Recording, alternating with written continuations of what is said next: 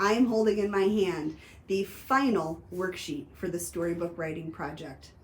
I'm excited to read your stories. From the parts that you've done already, they're going to be great books, you guys.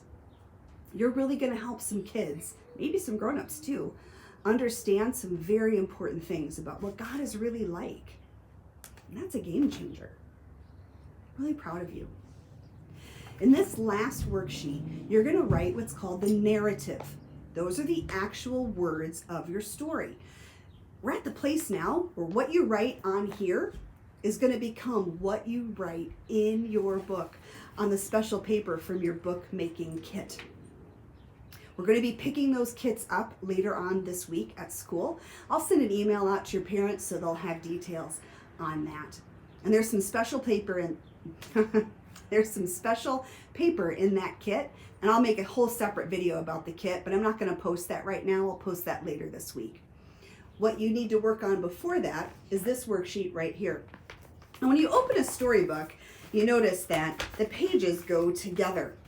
Once you get past your cover, and you will need to do cover art for your book. Once you get past your cover, once you open a storybook, the two sides go together. And so I've laid out a worksheet for you that helps you understand how to write your book based on that. So by the time you get to your kit, it'll be simply pulling your written words here, putting them on the paper. You do have to handwrite them on the paper. I am totally okay if you get someone else at home to help you with that. If you think, oh, my handwriting is just not awesome, that is so okay to have someone help you with that. Page 1 and 2, here's where I want you to start with that hook. Are you going to start with a question? Are you going to start with a dialogue? Are you going to start with a dramatic way to verbally describe a setting or a location? That's what happens on page 1 and 2. Most of your sections, I want you to aim for between 30 and 50 words. Notice I didn't say how many sentences that should be. You may want to use short sentences and a lot of them. You may want to use longer sentences and only a few. Either way is fine, but aim for 30 to 50 words. So that's pages 1 and 2 of your book. Then you'll hit pages 3 and 4. This is where we're getting into the who of the story, the where of the story. Who's this happening to? Where is this happening? Again, between 30 and 50 words. Fergus is very excited about your storybooks. He had to bring a red salamander toy out here to whip around in celebration of coming this close to the end. After pages 3 and 4, we get to pages 5 and 6. Here's where you introduce the problem. Remember the story arc that we just did in the worksheet from last week? This is the problem. Go into depth here about what the main problem is. Think about both the physical and the spiritual and the emotional needs of the people in the story. What were they going through? Was it a storm on a lake? Was it a last meal with their respected and beloved rabbi?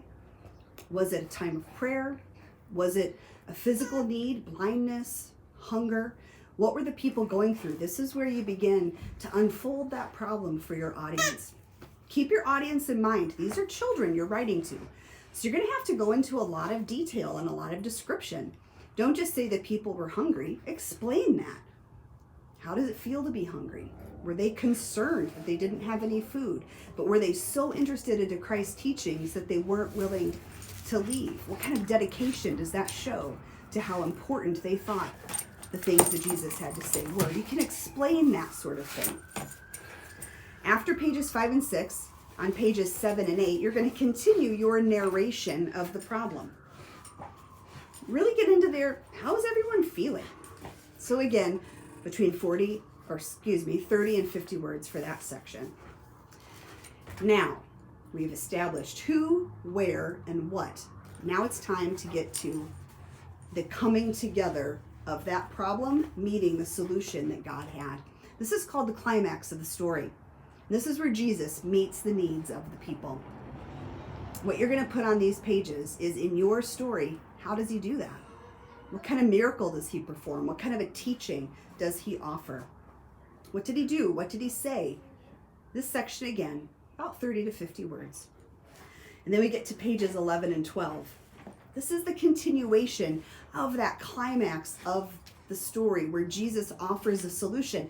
But you can flip around and look at how are the people responding to what Jesus has to say? Is everyone open to it? When he cleared the temple, and a couple of you were choosing that story, there were some people that were cheering and they believed, and there are other people that were very angry.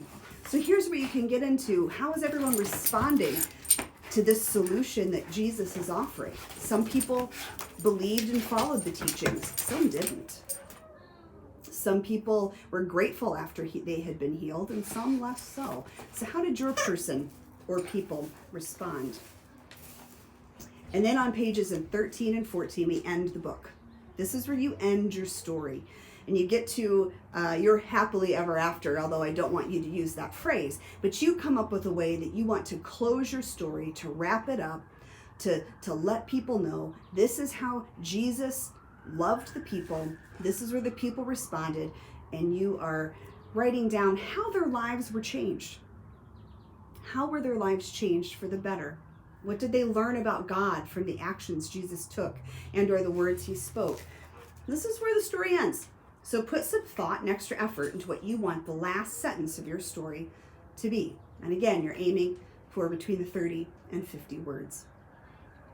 Now, you remember I said there were 18 pages in your story, and we've only gotten to page 14. So here's what goes on pages 15 and 16. And this, you guys, is huge. And we're taking this idea from the book of Bible stories that Max Lucado helped with, where he literally spelled out the main messages of every story. And I want you to come up with 3 main messages. Now on worksheet number 2, you started that process. So I want you to go back to that place, wherever you stored your answers for that. And you can also look at my comments for your answers that were in Google Classroom. If I made no specific comments, then what you have is a great start. If I made some comments, then you might want to add in some of my ideas. And I want you to come up with 3 main ideas that the readers of your book can get from your book. Ask yourself this question: what can we learn about God and God's plan from this story? And I will help you with this. If you get to this point and you're like, here's the one I had, I don't know where to go from here, email me, ecamp@clschools.org, and give me what you're started with. I'm not just going to do it for you. You give me your ideas, and we will email back and forth until we have 3 amazing main ideas that your reader can take away once they read that book. Things that they then can say, this is what's true about God. Because of this event, this thing that Jesus did, this teaching that he gave, these are 3 things that are true about God. And that's what you're getting to, the main ideas. And then the very last spread, pages 17 and 18, is where you're going to put the prayer that you've already made as a part of worksheet number 2. You guys' prayers were beautiful. I loved them. So you're just taking that prayer and putting it in here. This on the end of your book where you can draw. You may just want to even do colorful something, or you could do just show someone praying and then write out this prayer. You guys, I'm so excited for you and for this treasure that you're going to have. Worksheet number 4, before you send this in, I want you to spell check it. I want you to clarity check it. And here's how you're going to do that. Read it to someone else. And then you'll know. Is this clear? Does this make sense? You'll know you have a strong narrative if you can read it and somebody can visualize it without having to look at the pictures. So before you do any drawing, read this out loud to a few people that you trust, that are going to tell you the truth, but are also going to be really gentle and loving with you as they do that. Next, did you use descriptive language? No one wants to read a dull story. Consider your audience. Did you do that? Remember, these books for children, so take the time to explain what's going on to somebody who may not have any reference for the things that are happening in your story. And then, did you use a good hook? Did you start the story with action or dialogue, with asking a question? How did you set the stage? And then, did you have a good ending? What was your last sentence? Does it wrap everything up?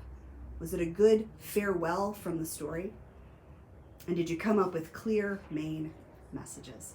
So once you've got those things done, and you can email me ahead of time, then send it in. And the next step is to take the sketches that you started with. Boy, I've loved the ones I've had a chance to look at already. Really fun stuff. The narrative that you're writing this week, and you're going to put it on paper. And you pack it up in the envelope that's part of your kit, and you send it off, and a couple weeks later, a book with your name as the author and illustrator is going to come. And then I hope you're going to have a lot of fun sharing it. I know right now we can't gather together, but maybe by then you'll be able to gather around with your younger cousins, or share it with a grandparent, share it with aunts and uncles, share it with the people that love you and that you love. And I'm excited for you. All right, well, that's about it for worksheet number 4. Please email if you have any questions. You can obviously ask as well on our Tuesday, Thursday Zoom gatherings. Those are not required, but boy, I'd love to see you or not see you. If you don't want to be seen, but you'd like to join us for prayer, you can jump on, keep your video off, just say hey so I know you're there, and then you can either type in chats for your prayer requests or just speak up, and then we pray together. And I think that's an important thing for us to be involved in as a group. So hopefully I'll see you there. Love you guys. Bye.